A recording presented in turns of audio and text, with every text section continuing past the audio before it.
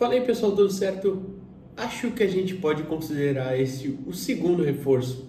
Eu não sei se na ordem dos vídeos o Vitor Hugo foi na frente do Lautaro Dias ou se de repente até o Lautaro Dias acabou não acontecendo, mas é fato que eu gravei tudo isso no mesmo dia.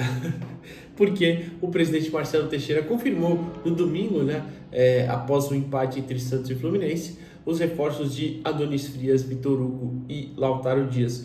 O primeiro já estava gravado, então o segundo eu gravei no mesmo dia, não sei qual foi a ordem, mas repito, o Vitor Hugo coloquei como segundo porque tinha tido até informações antes. O Vene Casagrande, por exemplo, falou do Vitor Hugo antes, depois do Lautaro, o Samuel Venâncio falou, enfim, tá tudo certo.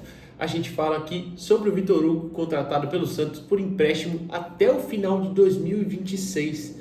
E vamos debater bastante aí sobre as condições deste empréstimo e tudo mais. Antes, deixa o like aqui nesse vídeo, se inscreve no canal, dá essa moral pra gente. Se quiser se tornar membro também ajuda bastante, se não, só o like e a inscrição de verdade já ajuda muito, tá bom? Vamos falar aí sobre o Vitor Hugo, um meia que é muito jovem ainda, né? O Vitor tem contrato com o Flamengo, por exemplo, até dezembro de 2028, mas é um jovem jogador que é de 2004, ou seja, tem 21 anos. Ele completou 21 anos em 11 de maio desse ano, então ainda é realmente muito jovem. É um canhoto, tem 1,84 de altura.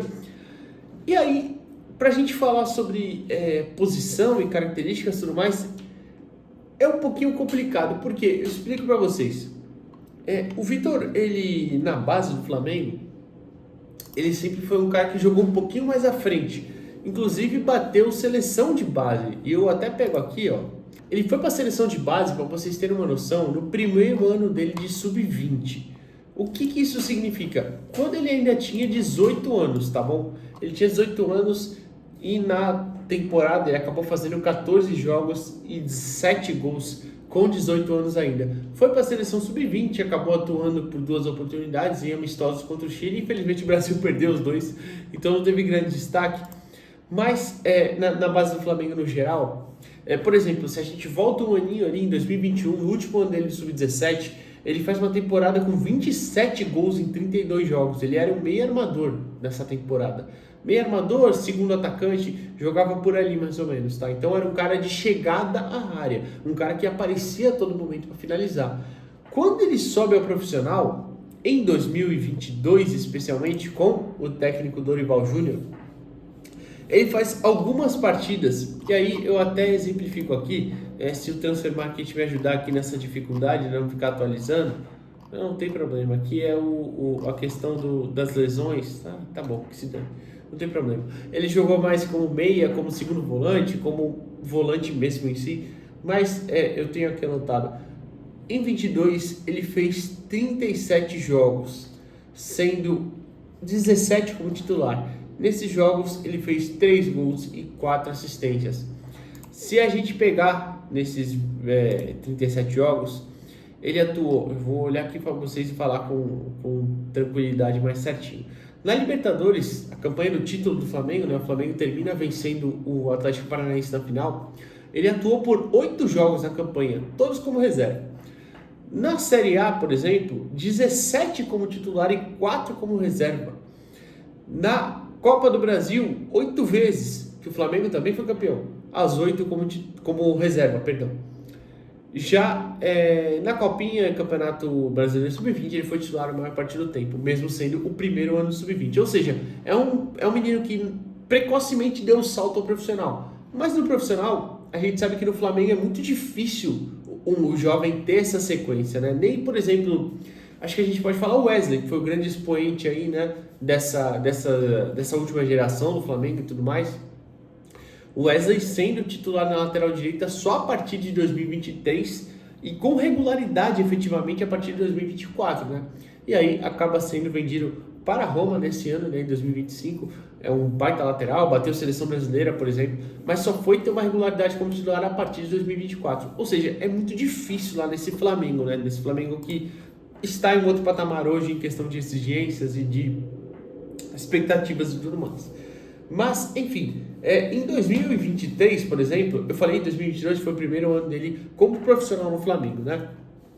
Mas o Vitor, ele é um meio-campista, repito, de 1,84, é canhoto, mais de chegada e tudo mais. No profissional, ele acaba virando um segundo volante, quase terceiro homem de meio de campo. Em alguns momentos foi meio armador, mas ele era mais esse cara de chegada, né? Não era mais esse cara de construção e tudo mais. E nem na base, como ele era esse cara quase que jogava próximo à área mesmo, quase como um segundo atacante. Não virou mais isso.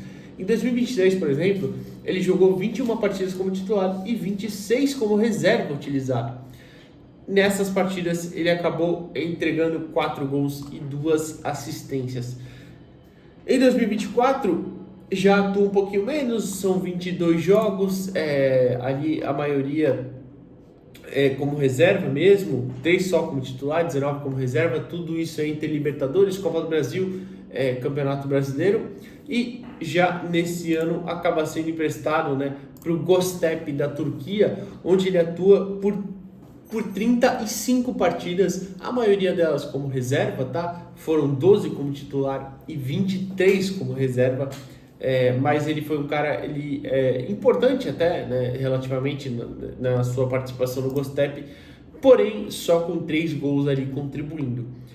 O que me chama a atenção nessa negociação toda o Santos me parece que teve uma ideia interessante em trazer um jovem de potencial, um bom teto técnico, um teto físico muito interessante, é um jovem de muito vigor, de chegada à frente, como eu falei, fisicamente 1,84, é um cara que sabe usar muito bem o seu corpo, é canhoto, mas sabe relativamente jogar para o lado direito, jogou pelo lado direito e pelo lado esquerdo também no Flamengo e na Turquia mesmo, então é um cara que sabe muito bem usar o espaço que ele tem.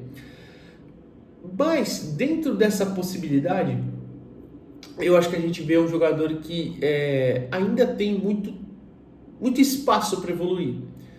E aí, quando a gente parte para a informação do Vene Casagrande de que o Santos não tem valor de compra fixado, o empréstimo é até o final de 2026, mas não tem o valor de compra fixado. Ou seja, ele pode se destacar aqui, jogar pra caralho, e o Flamengo, na hora de acabar o empréstimo, fala: olha, Santos, eu quero 20 milhões de euros nele.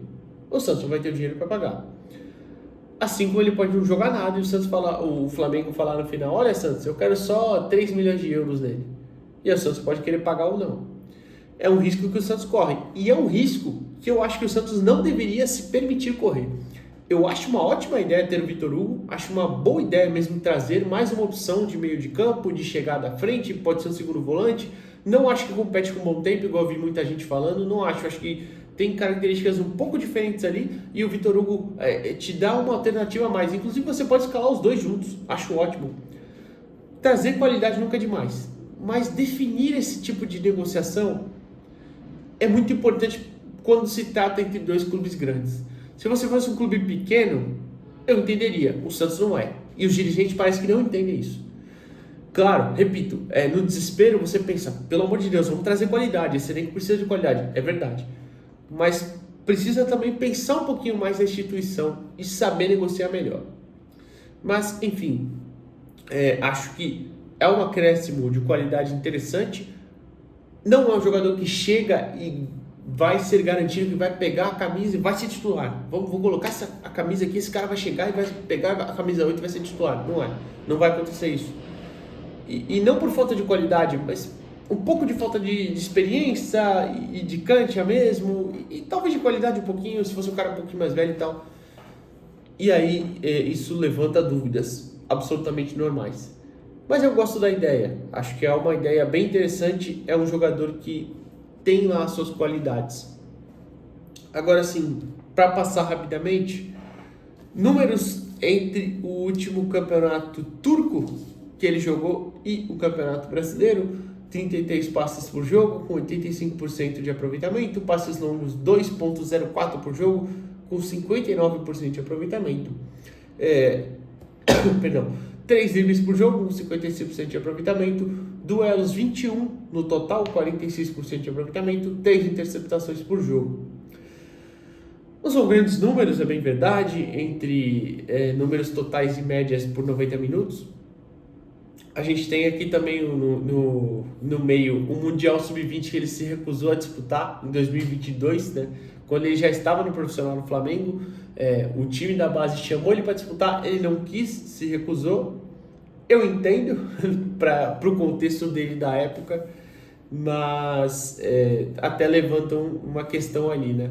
Mas enfim, pra gente não interessa muito, eu só tô passando esse histórico mesmo. Vamos ver. Agora a gente vê. Eu acho que é uma alternativa pro Vojvoda. É um jovem jogador que oferece mais de uma dinâmica. Pode ser um armador, pode ser um segundo volante, pode ser um terceiro homem de meio de campo. Em alguns momentos mais raros até atuar aberto pelo lado direito, quem sabe. Mas é fato que não chega para resolver.